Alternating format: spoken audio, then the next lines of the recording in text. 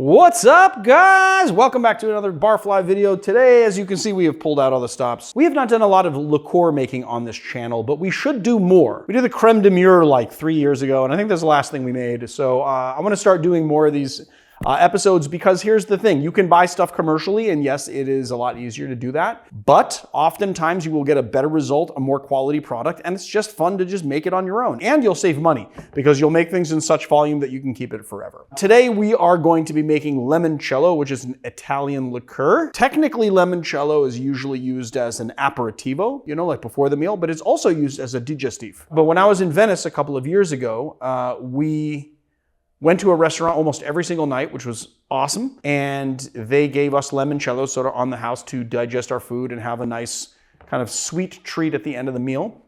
So you can do this for after your meal. We are going to be doing a lazy version because I like to show you guys the easiest way to do things. But just keep in mind, you don't need a sous vide to make this. It's just going to take you a lot longer. We're going to do the limoncello, which usually takes about a month to complete, 15 days to a month to complete. We're gonna be doing it in 2 hours. And I just cannot impress on you more about getting a sous vide. If you're interested in doing projects like this at home, if you love bartending, if you work in a bar, if you take cocktail making seriously, even if it's just entertaining for your friends and family at your house, but you love to do it, I cannot recommend getting one of these things more. And this is not a advertisement in any way. I don't make any money off of any company. I've got this. This one is the Jewel, which actually was taken over by Breville, and then now they have a new app that doesn't work, confusingly. Honestly, I would actually recommend not a prosumer version, but actually a professional version, which you can get for around the same price, but have it be plugged in. And this is like a Wi-Fi version. It's kind of problematic.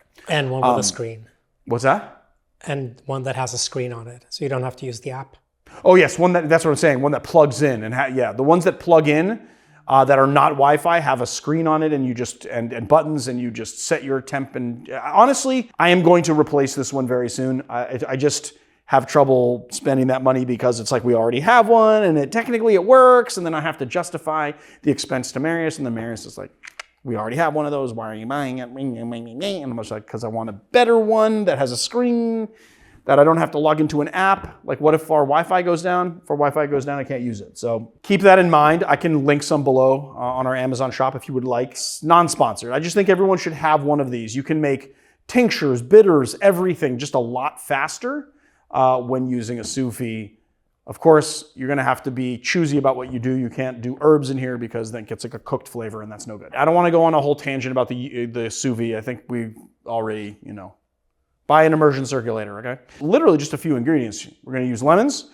We're gonna use some grain alcohol. I like to do really high proof grain alcohol. This is 120 proof. You will be proofing this down with simple syrup later, and so the proof will go down. But I like my limoncello to have a little bit of a kick. And since I'm using it in cocktails, I want it to be a little higher proof than what you would get if you use 80 and then proof that down. So 120 proof Everclear. And the other thing is you don't need to use grain alcohol only. You can use any base spirit you want. If you want to use 110 proof tequila or vodka, or if you want to do rum, you can do that. And it works really beautifully. Just remember that using other spirits are going to impart flavors into your limoncello, and you're not going to just get the very neutral lemon flavor that I'm looking for. All right, capiche?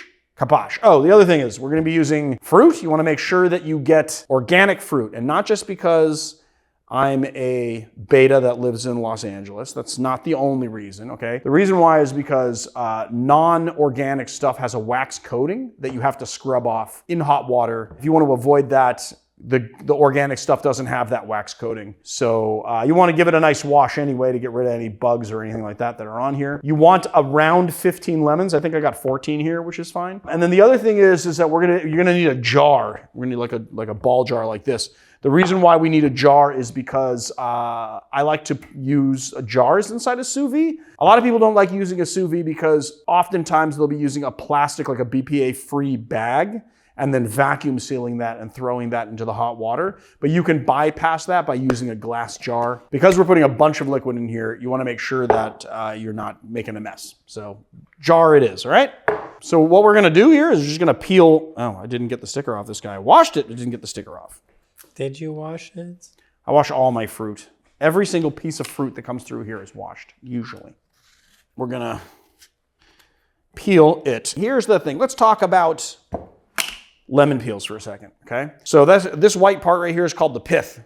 The pith imparts a bitter flavor into it, so you want to be pretty choosy about how much pith you get. You want to have a shallow cut, like this is a good shallow cut here because you're getting the skin without too much of the pith.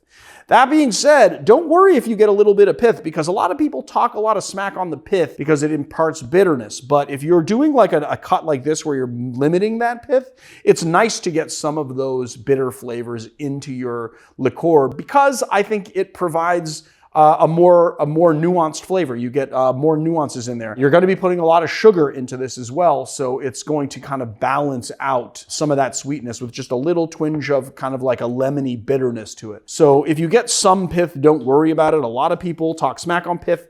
You can use it to great effect in your liqueurs, but again, you want to make sure that you're cutting pretty shallow to not like get a lot of it. I like this very particular type of Y peeler because they have very sharp blades, and it's easy to cut that shallow cut without hurting yourself. I like to cut in a spiral pattern too, because you can like really get long peels and maximize the amount of fruit that you use as well. You want to get as much peel out of the fruit as possible. A lot of recipes call for a lot less lemon peel, but what we're trying to make is a very, very, very strongly lemon flavored limoncello, because that's how you do it the best. Now we have everything peeled. We're going to add in Everclear. I know for a fact that taking into consideration the displacement of volume, you get about 2.5 to 3 cups. We will measure the final product in the end. We just want to fill this up. You want to fill all the way to the brim. And you want to make sure to get this on tight. Now here's the thing. If you don't put your lid on tight, especially if it's a plastic lid, and you put it in here, the heat will expand the lid and it will pop off, and all of your work will have been for nothing because you'll have watered it down way too much and made a huge vat of basically lemony nothingness. How do you know that? We want to, because it's happened to me in the past. So we want to make sure that we tighten it down as tight as it can go. You want to make sure it's not dripping. If it's dripping, then that means that there's air getting in there, and that means that water will get in there. So you want to make sure it's not dripping on any sides, okay? So there we go. We've got our jar. We're going to fire this thing up. So we want to do 135 degrees for 2 hours, and then we can set the timer to 2 hours. So once this gets to the proper degree, it'll start the timer. Once our water is heated, we take our jar and we put it in like so. And then we just cook this 135 degrees for 2 hours. I'm gonna just put my hand in the hot water. I do this, but it's, you know, it is hot, but it's not gonna scald you, so. Here we go, 2 hours later. Sorry, barfly. I call this guy Little Barfly. Now we're gonna have to strain this. Now, you can strain it a couple different ways, just through a fine strainer, or you can strain it through a cheesecloth. I'm going to do my little rig that I love so much that I pulled out for my clarification video. I'm gonna go get it. Totally forgot about it, but I wanna fine strain this nicely. I love this thing, it's so handy. I got it on Amazon. It's actually made for the maple syrup industry. I guess like filtering the maple syrup like out of the tree into this to just catch the bark, I guess. But it's real handy for, you know, milk clarification or any type of straining. So we're just gonna pour this in here like so. Trash the peels. 2.5 cups. So this is what I like to do. I'm gonna put in 1.5 cups of simple syrup. And then you know what I'm gonna do? What do you think I'm gonna do next, Marius? Wild guess. Put it in a bottle? No. I'm gonna see how much bricks it is. And we're gonna figure out how sweet it is, and we're gonna get it to exactly where we want it. Which guys don't have to do at home. You can just do what I do. This is a very handy way of, you don't know how sweet you want it. You could put more sugar than booze in here, or you could put, you know, it just depends on where you want it. I know that most liqueurs come in at around 36 bricks. Because although I have made limoncello before, this is the first time that I've actually like developed a recipe.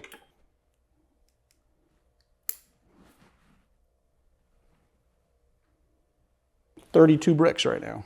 I'm gonna add in another 1/2 cup of simple syrup. And we're gonna go equal parts.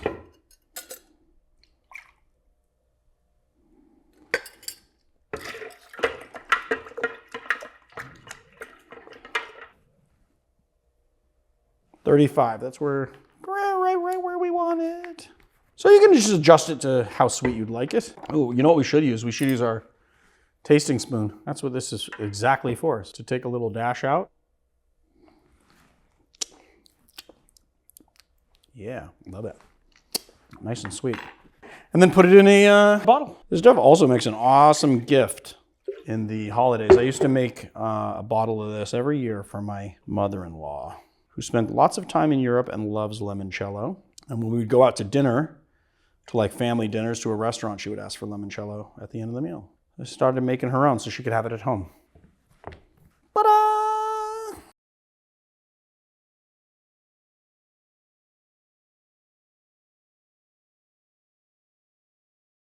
And we've made quite a mess, so just remember that cleanup is an essential part of every bartender's routine. So let's make it clean, and tune in next week for limoncello cocktails! And then you'll be able to use your limoncello for everything under the sun, from cocktails to a digestif to an aperitif.